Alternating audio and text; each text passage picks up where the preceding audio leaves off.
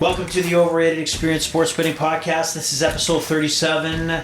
It's another week of sports betting action and sports news. For those who are returning, my name is Kyle Blondin. For those who are new, my name is also Kyle Blondin. So welcome again to the sports betting podcast that is known as the Overrated Experience. This podcast is for those who are average bettors that are looking for the action, or learning how to get better. This is the podcast for you. We also dive into the latest news, give our takes, controversial takes. We'll say whatever is on our mind. We'll just have a good time. And of course, we'll keep, we do this on a responsible gaming level. So please bet within your means. And you can follow us on Twitter. And the Overrated Experience Sports Betting Podcast can be found on Twitter at Overrated EXPER2, and also we have a Facebook page that caters to you, not me, caters to you, and all the sports betting and sports betting topics out there and sports betting news, and that is Overrated Experience Sports Betting Podcast on Facebook. Like our page, join it, see our posts, join the action, join the conversation, and we got a lot to talk about this week, a lot to go down. Obviously NBA playoffs, NHL playoffs, PGA, second major of the year, the PGA Championship. And before we go a little further into this, I can tell you that if you joined us last week, we had a special episode that focused on the end of the Toronto Maple Leafs season. We had the lady from upstairs join us with her thoughts and opinion. And I just logged in, set up the podcast, turned around, and there she was. So the lady from upstairs is back. So I'm going to ask the lady from upstairs, will I ever not hear the lady from upstairs,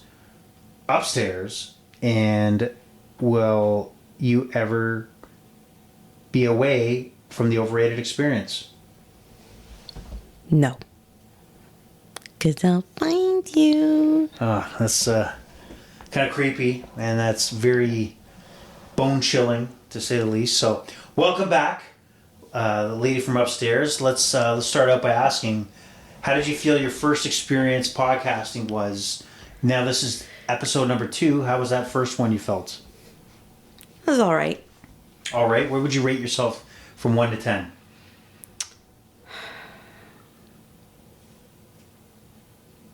7 out of 10. 7 out of 10. Wow. Very critical. Very critical.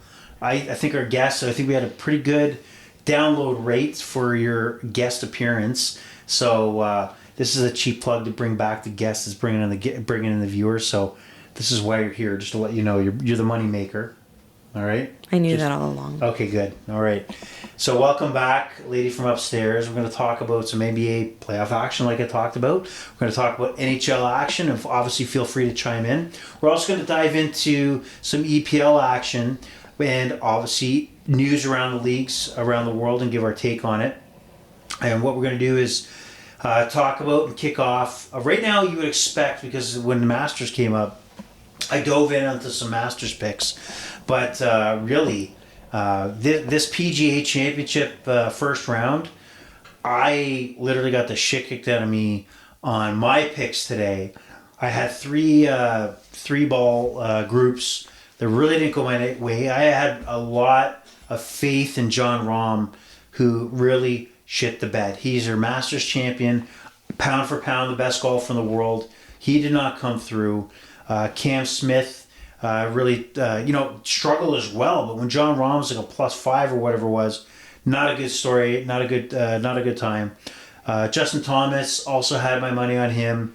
He failed. Morikawa took him to the woodshed. Was not good. So that's really not a good start. So I don't have any live lines going into day 2. But again, I will recommend golf is exciting. If you're a TV viewer, betting action, this is definitely a couch sitting, chips, beer kind of sport. So take a look at it again. 3-ball action. I just don't have I don't have any plays right now. But I can't recommend it enough. It's a great long weekend, like it is here in Ontario. Cheers to that. So golf. Lady from upstairs, does golf appeal to you at all? And does betting golf appeal to you? That'll be a no. That'll be a no. What turns you away from trying to bet golf? I understand, like, birdies and the point system and everything, but I just don't know if I can sit there and watch it. Why don't you tell us the point system you just speak of? Oh my gosh. Really? Really? Because there's no point system, to be honest. There is a... Okay. Well, but you see what I mean? Just... There's no goddamn point system, all right? I understand what a birdie is. I understand what a bogey is. Like, I understand... Here's a trivia question. What is a bogey? Oh my God. So if it was a par 4, what would a bogey be? You're 2 over the par. Sorry, 1 over the par. Yes, very good. Lady from upstairs. Oh boy. No, but I think that's part of the problem is that I'm not an expert either on golf betting. However, I think that perception is actually the way that shies people away from betting golf. And also, the Overrated Experience Sports Betting Podcast had a small pool going, a small entry fee to do our box, pick your 2 golfers from box 1, 4 golfers from box 2, and 4 golfers from 2 golfers from box 3. And I, of course, took John Rahm, who got spanked today. And Lady from Upstairs, I think, doing us a favor, you also entered that, but you haven't checked your team, have you, for the PGA Championship? I'm actually looking at it right now. Okay. What do you see? I see that Tiny White Balls, which is my username. Tiny White Balls. And that's... Wow. Okay. I'm in 4th place. 4th place. Okay. Not bad for someone that just randomly picked people because I have no idea what I'm doing. But... So, I you know what I get is the fear of people not knowing what to do, and so they say, no, I'm not going to enter. I'll give you credit. You did enter, and you're just going by the information you have in front of you to make selections. Do you find it at least fun to participate for a small fee? I find it more fun if I win. Yeah, obviously win, but when you start trash talking and speaking about who finishes what place, you want to be in the conversation, right? I do, and I hope nobody ever criticizes my Tiny White Balls. That's good. You know what? It depends what your reference is. I'm not going to criticize them either. All right. So that's great. So the PGA Championship, second major of the year, is upon us. And Scotty Scheffler looks, even though he's not in first, he's going to win this tournament. Let's put it out there. Let's call it what it is. So, moving on. Other action. NHL happening this evening. First game tonight. And it's actually still going on. Unless behind me, lady from next door, can you look on the TV? Has there been a goal scored? Did you just call me the lady from next door? Oh, shit. That's my other guest.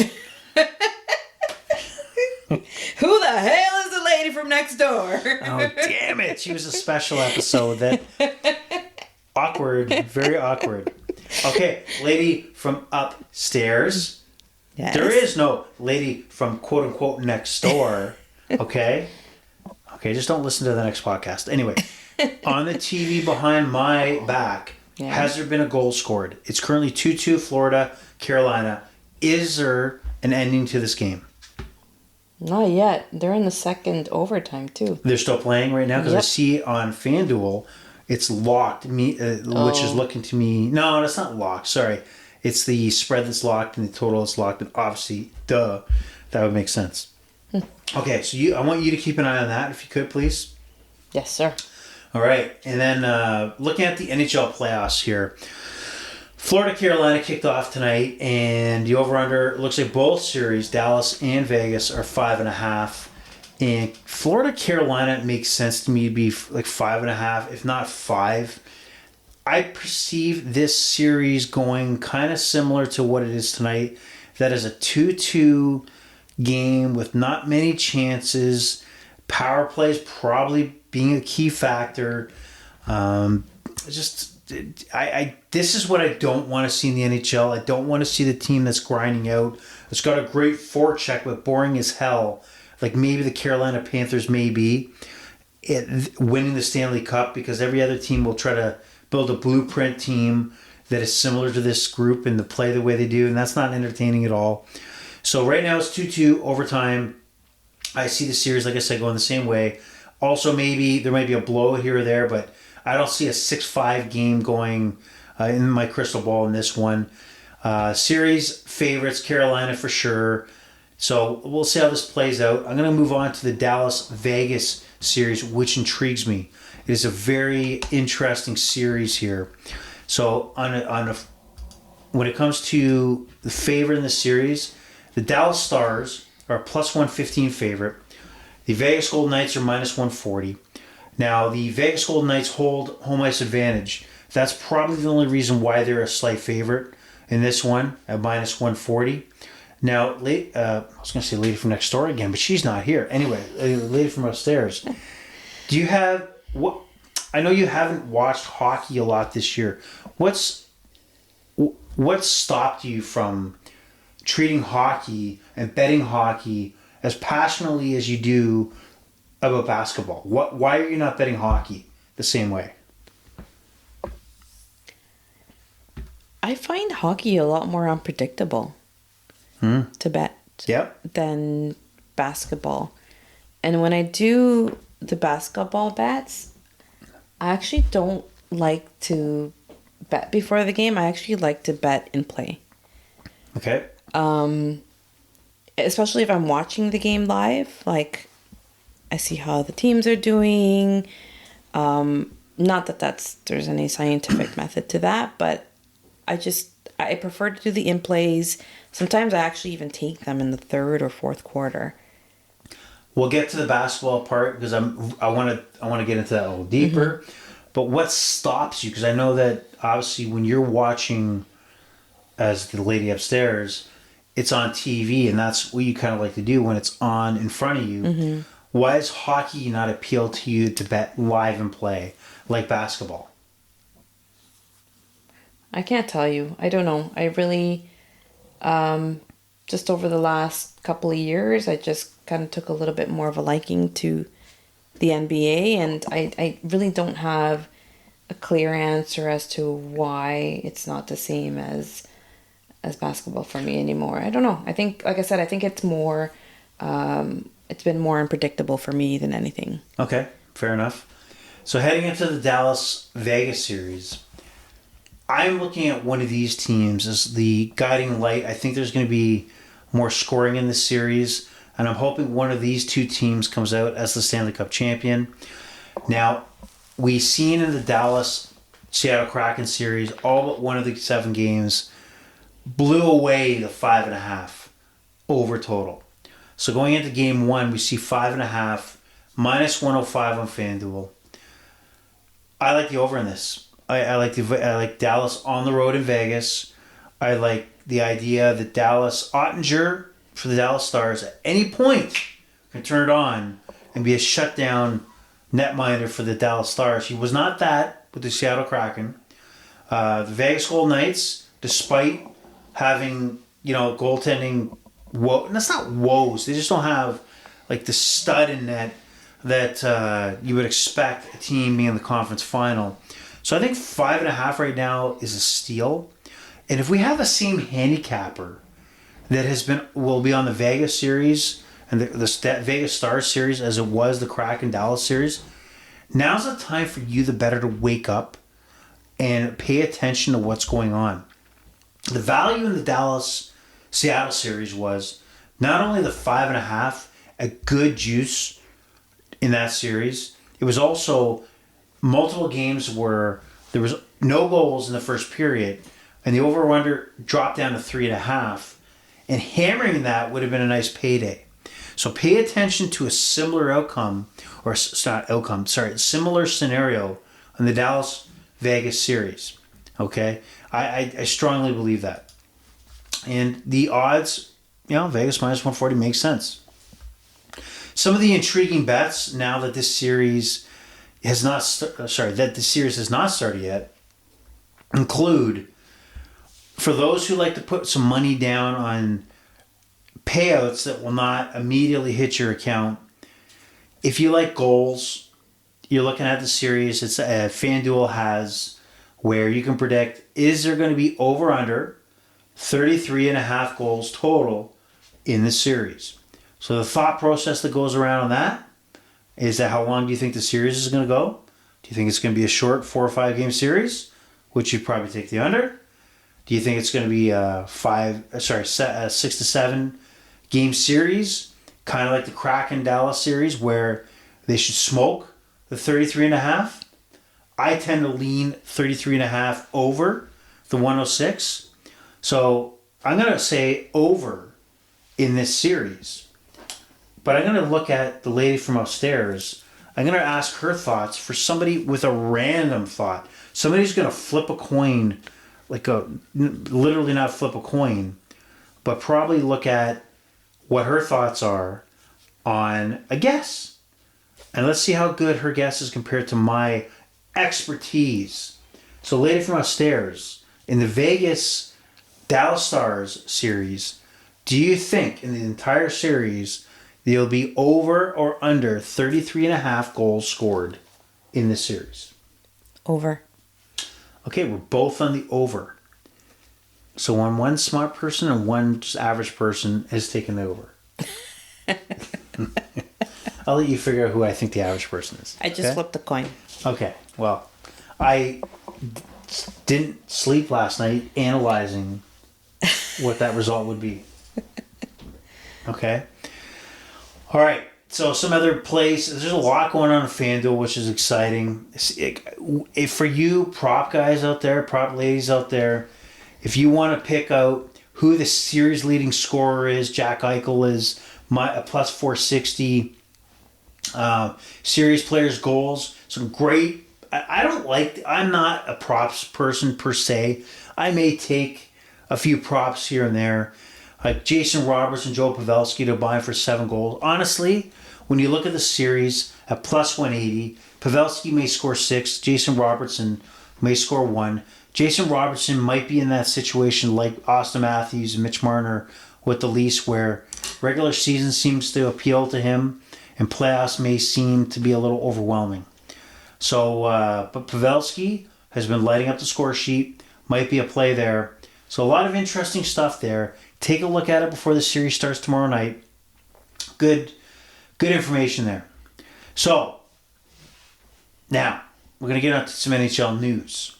So the Arizona, you know what? Screw Arizona right now. I'm going to go to Leafs because that just obviously, as you know, if you listened to the podcast before, the Leafs pissed me off. So it's been a week. Has it been a week? It's been a week so far, or is it less than a week? It's going to be a week tomorrow. Thanks for checking my calendar. Thank you very much for validating that I can't figure out a calendar. Thank you. Anywho, moving on. So right now, dust is kind of settling. Kyle Dubas comes out, mentions, and Kyle Dubas, the general manager of the Toronto Maple Leafs, by the way, mentions that everything's on the table. And, that's even thinking that his future is questionable because he doesn't have a contract. Will he be the man that's going to be returned next year to shape this team in whatever fashion to go a little further in the playoffs? And again, let's not kid ourselves. Their expectation is to get to a Stanley Cup final. That's the expectation. So this whole first round thing, if you're an actual Leaf fan that actually accepts that the second round just showing up is a win and a positive, then just put your head down now. Just go to sleep. Spend a few thousand on those Austin Matthews, Mitch Marner jerseys because you're blind. You're a fanatic. You're not a fan. Okay, you can be critical of the team and be a fan. And I'm going to be critical here. I am questioning the idea of, if you look at the big four, the core four. If you look at the core four, let's really go down the list here. Look at William Nylander. He makes 6 and change to a hard cap. He performed the best out of the core four. There's no need to move William Nylander at that price, and he actually performs, right? John Tavares, if you could move him, you would, but he's like having an iPhone 4 Nobody cares about an iPhone 4 right now. Nobody's going to take that off your hands. He's outdated. His software is outdated. He can't skate. And let's go back in time. I loved the signing because I thought it might have pushed him over the top because he was not going to play the core role. All right? But visually, watching, he just doesn't have it anymore. And maybe as a winger, maybe he's that guy. But let's not kid ourselves. If there was a taker out there, you would dump him, but there's not. So there's two guys. One that has value, is probably underpaid. One that's overpaid and nobody wants. So now it leaves us Mitch Marner and Austin Matthews. What's scaring me is the automatic thought that Austin Matthews needs to be extended. Okay? Austin Matthews, to me, is the core reason why this team didn't go anywhere. And it hasn't gone anywhere for a while. He can't perform. What the hell was that, lady from upstairs? It was a big sigh. There's a big sigh? Yeah. What was your big sigh about? I'm over the Leafs. Okay, I'm going to come back to you. Okay? Can you just stay over there? I'm going to come back to you. But Austin Matthews and this concept of 8 years or... I can't believe when I'm hearing that he has leverage over the Leafs because he's going into... What's that sound? Sorry, I got caught red-handed. Okay, red-handed, red wine. Got it. All right. Wow. Anywho, so Austin Matthews, this concept that we need to sign him, he needs to accept an 8-year contract. I don't know. I don't know. So let's take a step back here and let's look at the world of the NHL. The NHL works on a hard cap. There is a chance that if you trade a player that you may not get the value back. However, you have to look at cap space as well as also high value. Of course, you have to do something with it. You have to apply it in the right manner. But you see how disastrous other franchises are on using up their cap space and the mistakes they make by long-term contracts for players that do not perform. And I wonder, when it comes to Austin Matthews, what's his ask? Is his ask going to be beyond McDavid? It might be, right? But is it a way beyond McDavid? So let's be very careful, Leaf fans, of what we ask for. Austin Matthews, and you know what it is too, is that I think the fear of reliving the last 20 years prior to Austin Matthews showing up, where there's no playoff appearances and no second round appearances, and the hesitation to actually make a bold move. I don't think Austin Matthews is the guy. I think now's the time. He's at his peak that you trade him. And I'll go on record saying that right now, trading him is the best scenario for the Toronto Maple Leafs. And if they had balls, they would do it because that's the right decision to make. Okay? Does Carolina have an Austin Matthews? No. They have a Sebastian Aho. And they have multiple other players that are getting to the conference final. Do the Florida Panthers have an Austin Matthews? No. They have a Barkov who's he's a star. To me, he's not a superstar. They also made a bold move to take a Matthew Tkachuk, which took him over the top here to get at least to the conference final. So Austin Matthews has not proven nothing. Nothing. So I do not allocate what is required to sign him. It's time to go. And I'm going to be on the record right now to say it's time for Austin Matthews to go. Do not sign him to an extension. I believe we'll regret it. And when you have a podcast, I'm on record of saying it. If he goes out and wins 3 Conn Smythes in a row that he brings the Leafs to the Stanley Cup, guess what? I'll say I'm wrong. But nothing is showing me that I will be wrong. So have the balls. Don't sign him. Move on. Okay? Marner, I think he fits. I think he can still be of value. And I think he's the guy to keep. That's my bold move. Any thoughts, lady from upstairs? I know you don't want to talk about the Leafs anymore. But if I told you that this team was pretty much the same coming back next year, would you bother watching this team? Nope, I wouldn't. No. Me either. I could care less.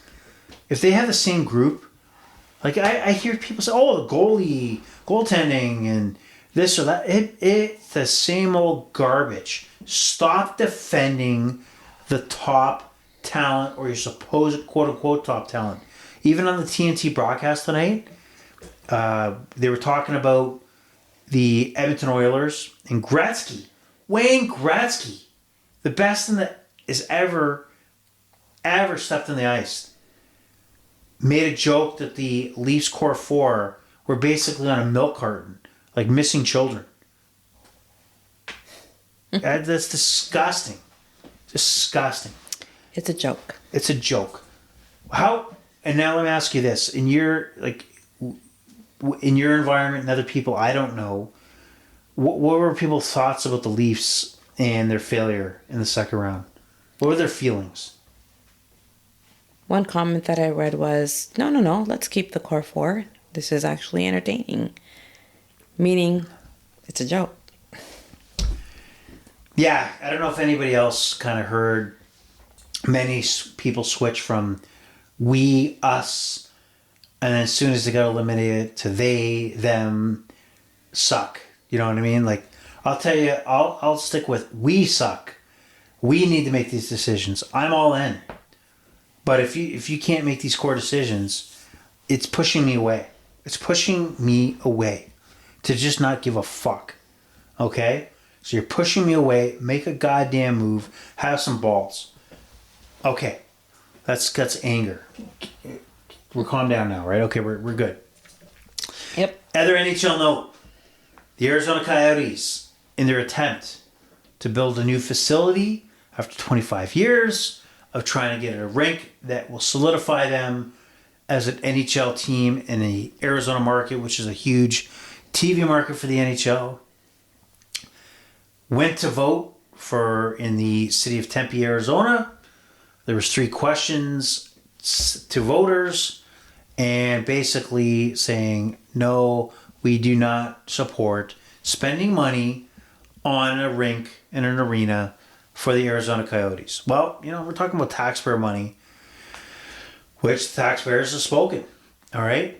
So the question is, what do you do next? And the fact is that if you follow the overrated experience on overrated EXPR2, you'll notice one of my tweets was, who's going to blink first? The Leafs to admit they've failed and need to make a change with the core four, or the NHL finally comes to the realization that it's just not going to work in Arizona. The only Hail Mary they got is that the new Phoenix Suns owner, who's a billionaire, sneezed thousands out of his nose, decides, I'll just pick them up. And I'll pick them up and bring them into the fold. That's the last shot. That's the last ditch effort they got. All right? And if not, then move fast. And for people thinking that this team needs to move to Quebec City or another team in Toronto, give me a break. This is a real league. They're going to look at Houston, Kansas City, Salt Lake City. And really the future of the NHL, and you might not want to hear this, is not Canada. It's not. It's just simply not. It's middle-class America. And it is the Salt Lake cities, which are not big cities you would think of now. But these are the areas that NHLers are going to come from. It's going to be the Houston area. It's going to be the Wisconsins, the Iowas, the North Dakotas. Those are the spots of America that do not have other teams, with the obviously exception of the Packers and Wisconsin, etc. But these are the areas that are probably hockey hotbeds at the ready, because most of these cities experience the weather where you would play hockey. So they need to aim for those new cities, and maybe going outside the box for a city that wouldn't necessarily be a cold weather area, along with Houston, obviously. But Houston's a major city that would support any professional sport. Austin, Texas. Austin, Texas is a growing market. It's probably like the new Vegas, and maybe the NHL, just like Vegas, wants to be the first major league in the door to go to Austin, Texas, which is growing. If it's good enough for Joe Rogan, it's good enough for the NHL. All right. So we're going to switch away from the NHL to the NBA, and the NBA right now is on fire. So we just finished watching the conclusion to the Denver Game 2. Denver wins. They go up 2-0 on the Lakers. Thought is the series is over. I don't know about that. But right now, the Nuggets are minus 450 to win the series. Lakers are plus 350. Now, lady from upstairs, a team that's down 2-0, like the Lakers, LeBron James, Anthony Davis, would you put any money on the Lakers coming back and winning the series? I wouldn't be surprised. I might. Okay. As much as I don't like LeBron James, and I know why that's don't you like LeBron James? I don't know. I just don't like him.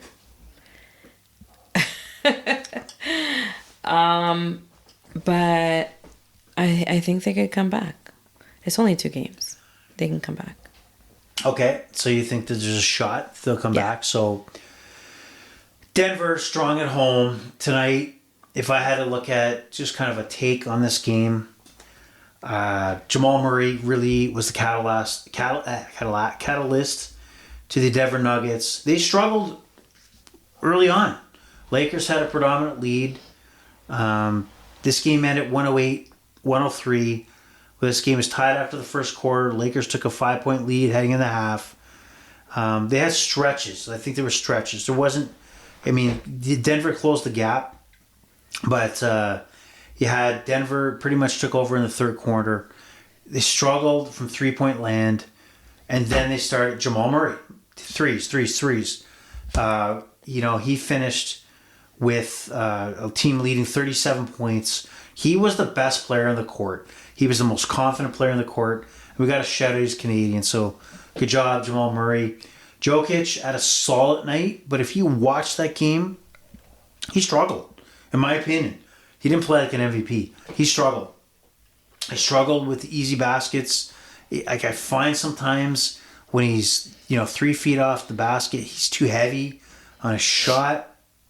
The Lakers had a good game plan to kind of slow him down. You're not going to totally neutralize him, but the Lakers I think did a good job of slowing him down. But the Lakers kind of stalled. Anthony Davis has that flip-flop like kind of performance on a game-by-game basis. This tonight he had 18 points. Game 1 he had 40 points. Game 6 against Golden State he had 17, 20. He's just so up and down. He's hot and cold water. It's just not good enough for a superstar, to be honest. When he's on, he's great. But LeBron had a solid game. Struggled from the 3-point land. Denver, you know what? If Denver didn't go into Phoenix and win one of those 2 games, I would think like the lady from upstairs that the Lakers would probably pull even. There's a chance they will, but I do think Denver's going to probably pull away with at least one of those road games and take it home and take out the Lakers. So I really see Denver getting to the final. So Lakers, to me, this is their last hurrah, and that's it. They're done. And again, there's a lot of nice bets on FanDuel. If you want to try to predict the outcome of the series, and when I mean outcome of the series, I mean series exact order. So if you want to talk game 1, Denver, 2, there's a lot of options here for you. If you really want to get into the weeds beyond just the who wins or the over-unders. So there's a lot of stuff there. And going into game 3 on Saturday night, the Lakers are a 5-point favorite. Nuggets come in as a plus 176 dog 223.5 over. Lady from upstairs, is there anything... If I said to you the Lakers are 5-point favorites down 0-2 at home, do you see them covering that spread against the Denver Nuggets? I think so. You think so? Based on what? Absolutely nothing. Okay. And Just here, my gut feeling. 223.5. You see a higher scoring game or a lower scoring game? 223.5. It's a high scoring game. A high scoring game. Okay. And then moving on to the Eastern Conference Final, the Miami Heat take game 1, but zero respect to tomorrow night's Friday night game, 8:30 p.m. in Boston.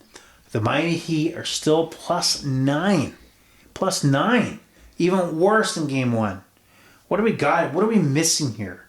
Is there some injury that I'm not seeing in this game? Like, what's going on? So we have. I'm looking at it right now. Heat, Celtics, injuries. I'm not seeing anything that's standing out. I know you're a live game better, but is there anything that stands out to you one way or another, Miami or Boston, any takes? Or would you tend to wait till the game starts and kind of make a bet from there? As always, I'm going to wait till the game starts. I'm going to see how the first, second quarter end, and then I'll make my decision. So why does, again, now we get a chance to talk about your live betting. So why does live betting, and what's your strategy on live betting? Is it live betting in the first quarter, second quarter, is it second half? Take us through your live betting process. I'll usually wait until like the end of the second quarter and decide.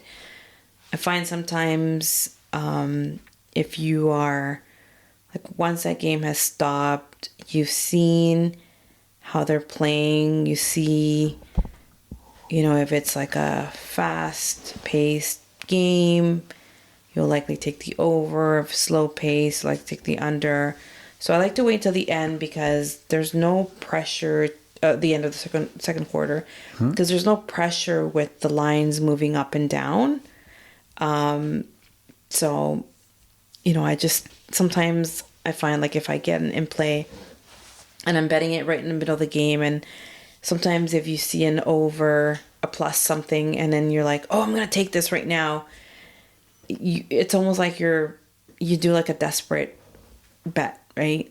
So I kind of like when it stopped after the second quarter, I can look at the lines and it's there, and I decide just purely based on not science, not math, but I just really base it on what I've seen from how they're playing and whether I think it's going to continue the way it has, whether if it's fast paced or slow paced, like I said, and then I'll bet it on that. So, and I want to say that I'm probably a little bit more successful on my NBA bets than I am with any other game. Okay. And then you're traditionally known as somebody who's going to bet the West Coast games, the later night games. Yes. Now, do you, like, I can bet, I think being, like, having some time to think and watch is the better way to go, like you said, to get a feel for it. But I'll put in a bet, when I got 3 seconds of time. You'll tend to wait until you're alone. Mm-hmm. Like, is that important to you? Is that, like, if I said to you the Knicks and Heat start at 8:30 tomorrow, would you stay away from potentially betting that game because you just can't sit down by yourself and do the analysis that you just talked about? No, I may bet it but what I'll do is I'll quickly go and I'll look at the few stats that I can find, right? So was it over the last game? Was it, where was it under? And I'll kind of take a really quick and dirty look, back of the envelope per se, right? Kind of thing. And I'll do my assessment, and then I might bet it and I'll just take a chance on it. But okay. Do I prefer that? No, I prefer more of the, like I said, look at the game, see how they're playing. I just enjoy watching an actual game after the kids have gone to bed and nobody's bothering me. Yeah, that's reality. You know, I may have a glass of wine or two, but I think we heard that on the podcast already. I said may. Yeah. But that's just the way that I enjoy watching my games. Yeah, and I think betting on them. I think it's lost a lot when I go online, I go on Twitter, and I see all these quote unquote pros, and there's some are pros, man. Some are really good, and they, like I follow them on Twitter because they provide some good insight and analysis.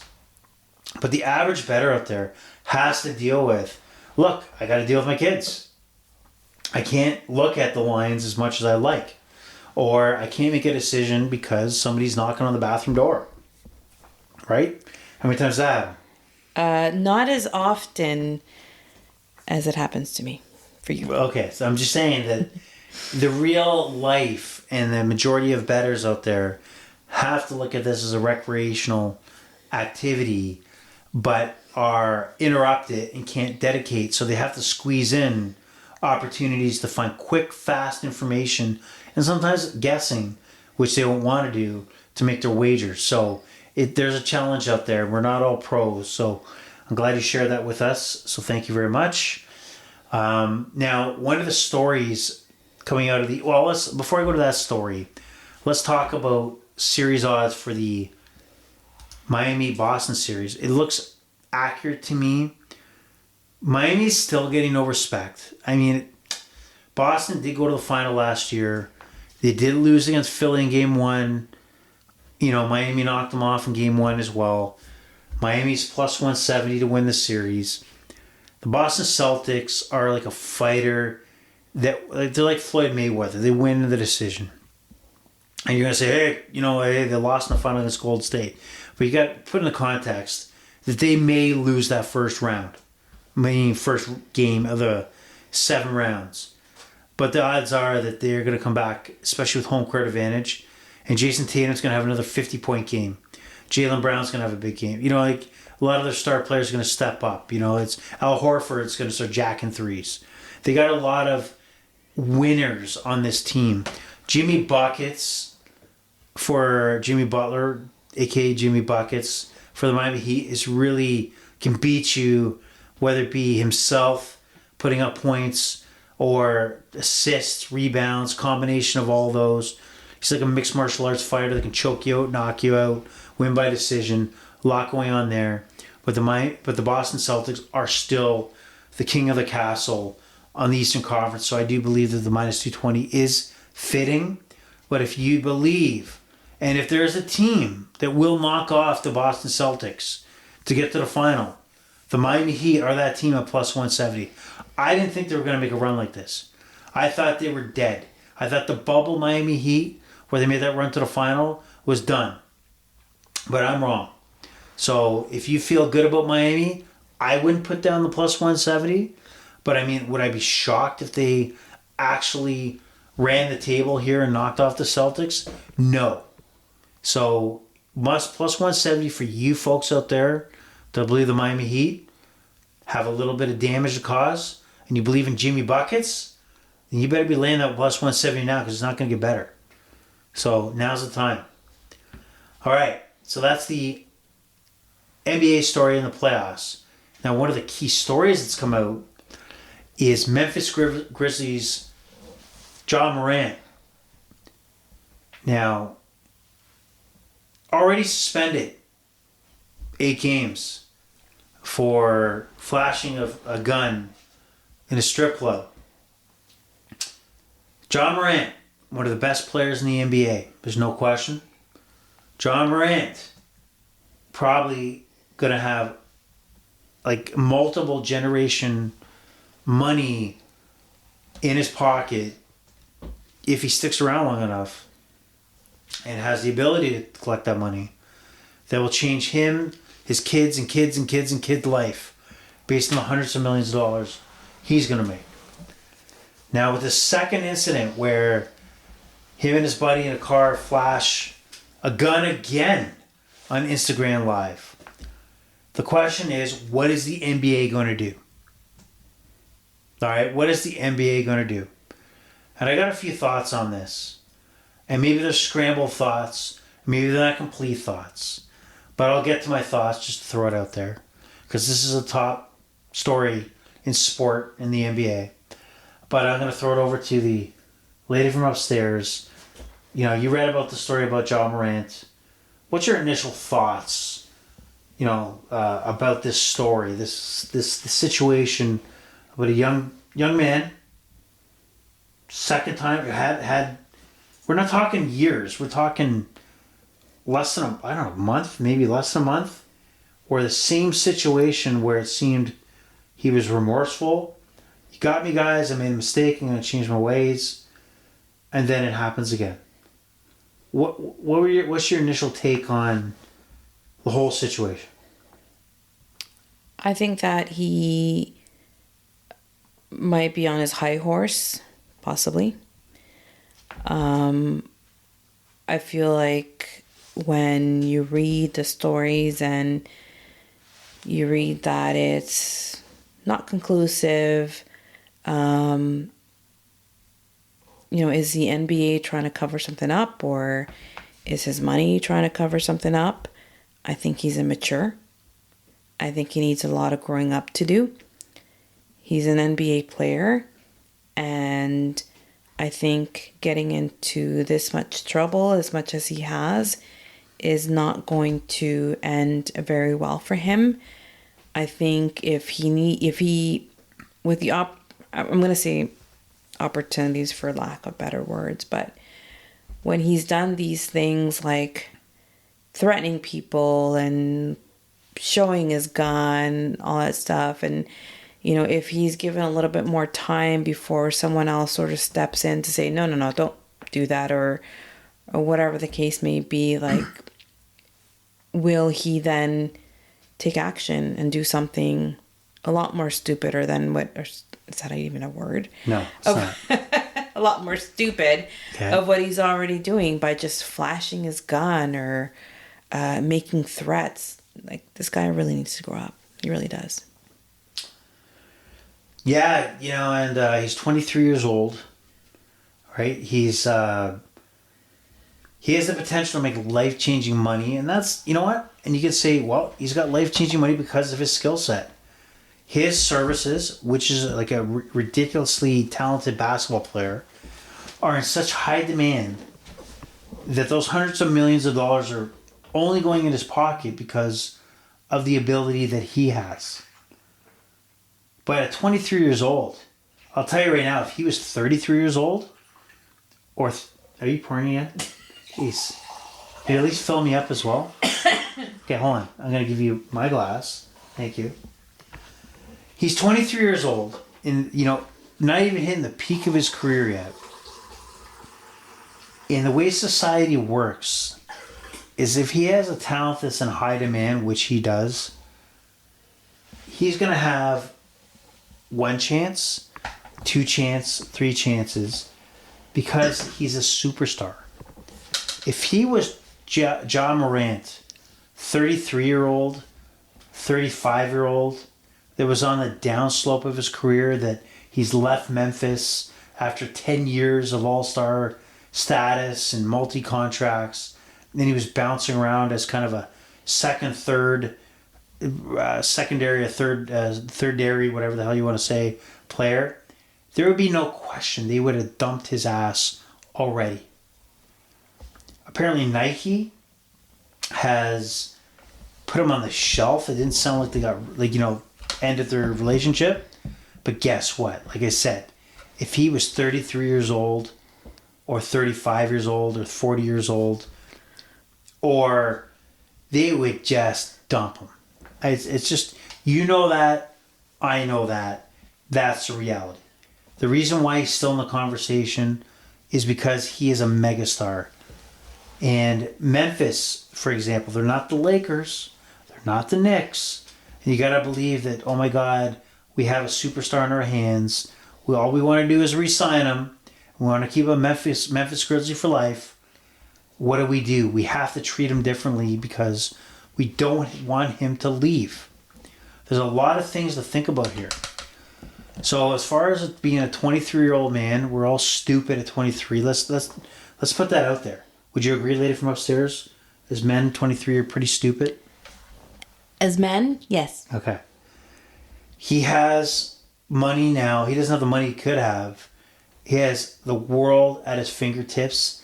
I guarantee he has a bunch of leeches on top of him as well that are all, yay, buddy, hey, buddy. But you know what? John Morant's their meal ticket. So after you had that 8-game suspension, and then to now have, like this, the hammer's going to come down once again. But the hammer is going to still be a third opportunity.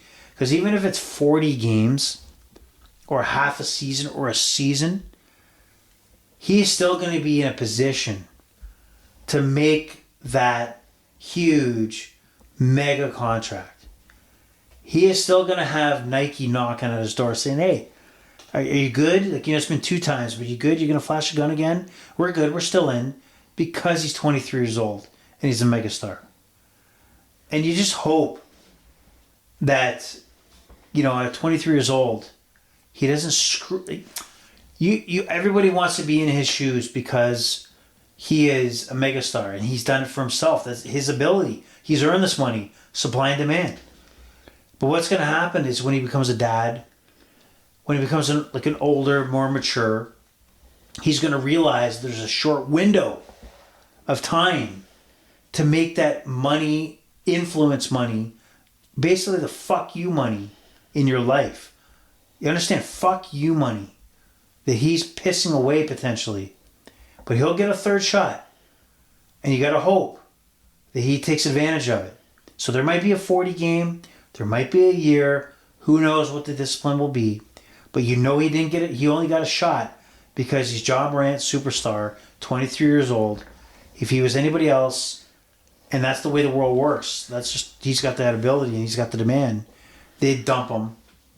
But this is a corporation. The NBA is a corporation, and they have to discipline him so that it's a message to everybody else in the league and their corporate sponsors that that's the way it's got to be. So you got to hope that the next third time that he gets rid of this entourage that is just leeching off of him. And if he doesn't know that by now, that people are leeching off him, then good luck. Because I'll tell you right now, I do feel sorry for you. But at the end of the day, you're an adult, you own it. And whatever the consequences are, that's the reality of it. I can empathize that you're young, dumb, and hopefully can turn your way around. But if the actions you take are going to have consequences. So let's see what happens. Let's see what the suspension is. Let's see how he recovers. Because he's great to watch. No question about it. I bought tickets for the Memphis Grizzlies specifically knowing that John Morant was in the lineup. Let's not kid myself. Like, that put the demand on the ticket to be more expensive coming to Toronto. So let's see what happens there. But just a wild story. Any last comments on that? What's the over under 6 months? That he has like a third incident? Yeah. I'm gonna go on faith here and say he's gonna go beyond 6 months before he has another incident. I'm just gonna hope that he does, because 23-year-old young man that has life-changing money he'll regret it later if he doesn't change. I hope he does, and I'll have faith. What do you think? I don't know. Don't really have much of an opinion. I'm not as confident as you are. But we'll see. Can you imagine the leeches onto his success that everybody else wants to jump on board with? Like, it doesn't matter. He can choose to... His actions are going to have a justified discipline, but geez, man, just get rid of those leeches. Yeah. Anywho, we're going to end the podcast, but I can't do that before it's quickly having some EPL action. Saturday, we have Liverpool, Aston Villa, a lot of same-game parlays. $100 make you $130. Take the over 2.5. Liverpool to win. 5 shots on target for Liverpool. Wolves, Everton, over 1.5, over 8.5 corners, 7 or more shots on target.